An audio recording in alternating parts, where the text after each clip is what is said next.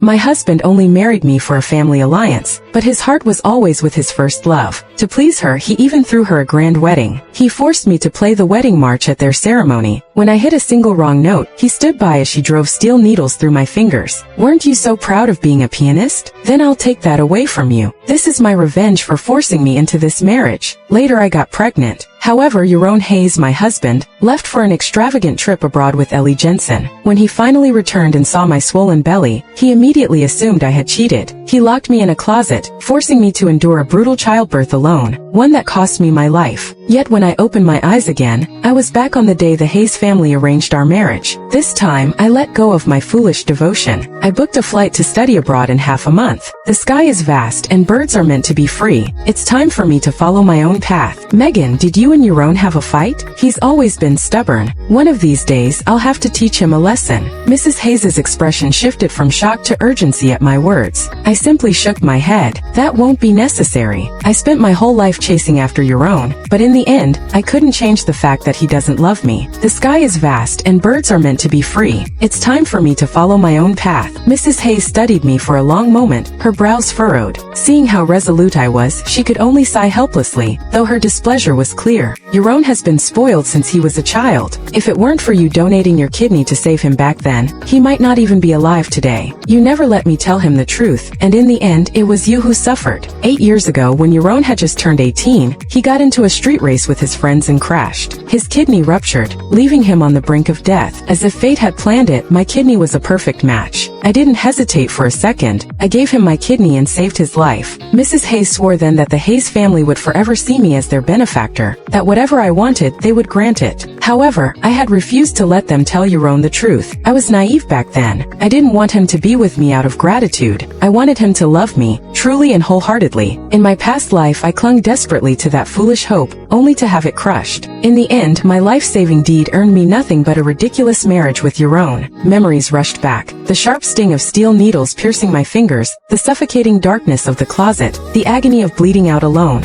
A shiver ran down my spine. This time I wouldn't make the same mistake. I forced a faint smile and met Mrs. Hayes's gaze. I did it willingly. There's no need to bring it up again. And please don't tell Yaron what I said today. I don't want him thinking I'm playing hard to get. As I stepped out of the Hayes family's mansion, I slid into my car and immediately opened my phone, booking a one-way flight to the United States in 2 weeks. In my past life, I gave up my dream of becoming a pianist just to stay by Yaron's side. Now, I saw how ridiculous that decision had been. Fate had shown me mercy, granting me a second chance. This time, I would live for myself no matter what it took. Just as I was about to start the engine, my phone rang sharply. I glanced at the screen. It was Yaron. In my past life, this was the moment he found out about our arranged marriage. Hot-tempered as always, he had flown into a rage. To humiliate me, he deliberately brought his ex-girlfriend, Ellie Jensen, back into his life even though they had broken up years before. Back then, I had been so desperate to marry him that I turned a blind eye to it all. That choice led to every disaster that followed. This time I didn't hesitate. I declined the call. The phone rang again, and again, more than 10 times. Finally, I took a deep breath and answered. Loud music blasted through the receiver, followed by a soft, saccharine voice. Megan Stone, Yaron is drunk and wants to see you. You have 10 minutes to get to Silver Haven. Don't come crying to me if he blows up.